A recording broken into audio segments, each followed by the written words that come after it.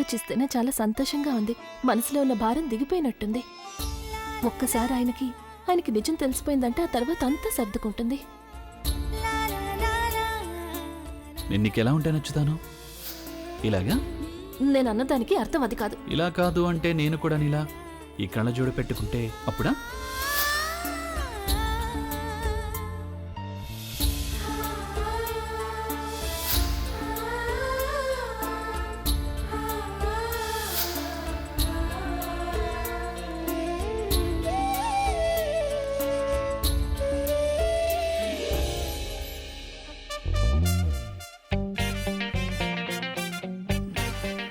మగంబో లేనట్టుంది.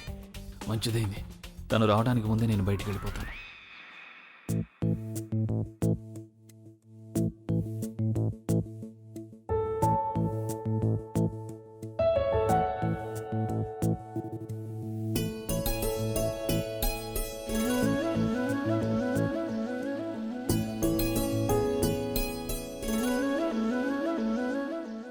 వదిలే అభి.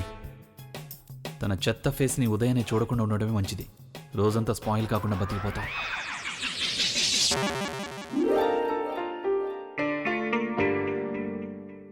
ఏమండి?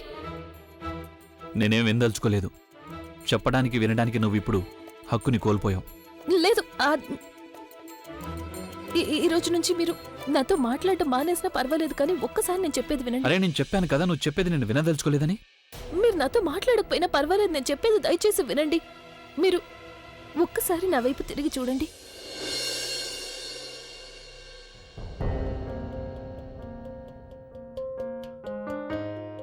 తిరిగి చూశానంటే ఏమైనా మ్యాజిక్ చేస్తావా? మళ్ళీ నేను నీ మొహం చూడాల్సిన అవసరం రాకుండా ఉంటుందా? ఇప్పుడు నేను నీ మొహం చూశానంటే నా రోజంతా పాడైపోతుంది. ఒక్కసారైనా నాతో గొడవ పడకపోతే ఆయనకి రోజు గడవదు. అలాంటిది ఈరోజు చూడకుండానే వెళ్ళిపోయారు. ఆయన సొమ్మేం పోతుంది?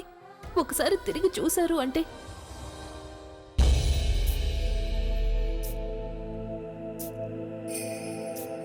నమస్తే ఆంటీ. నేను ఫ్రూట్స్. ఆలియా, నువ్వు ఫ్రూట్స్ ఎందుకు తీసుకొచ్చావు? బుల్బుల్కి ఇంకా స్పృహ రాలేదు, మరి ఇంకెవరి కోసం? ప్రవీణ్, నేను ఈ ఫ్రూట్స్ బుల్బుల్ కోసం కాదు, నీ కోసం, ఆంటీ గారి కోసం తీసుకొచ్చాను. నిన్న రాత్రి నుండి మీరిద్దరు ఇక్కడే హాస్పిటల్లో ఉన్నారు. ఏవీ తినలేదు మీరిద్దరు. అందుకని మీ ఇద్దరి కోసం ఫ్రూట్స్ తీసుకొని వచ్చాను. ప్రవీణ్, ఆంటీకి ప్లీజ్ ఫ్రూట్స్ తినిపించు. లేదు, నాకు అస్సలు ఆకలిగా లేదు. ఆంటీ గారు. ఆంటీ, ఏంటి మీరు ఇలా మాట్లాడుతున్నారు?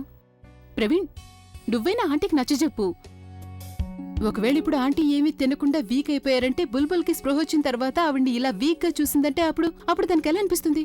మీరు తెలివైన వారు, మాకంటే పెద్దవారు, మీరు అర్థం చేసుకోగలరు కదా. బుల్బుల్కి మీరు ప్రవీణ్ తప్పించి వేరే ఎలాంటి సపోర్ట్ సిస్టమ్ లేదని. సో ప్లీజ్ మీరు మొండితనం చేయకుండా ఏదో ఒకటి తినండి ప్లీజ్. బుల్బుల్ కోసం తినండి.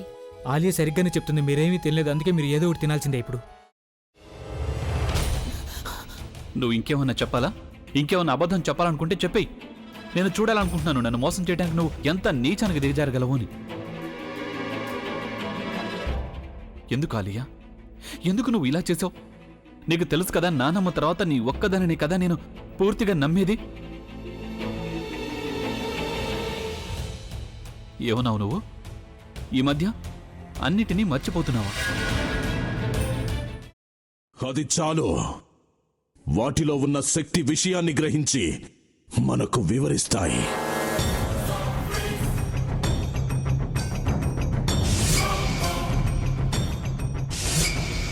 ఎవరు ఆ దండ విప్పొద్దు, గది తలుపులు తెరవద్దు.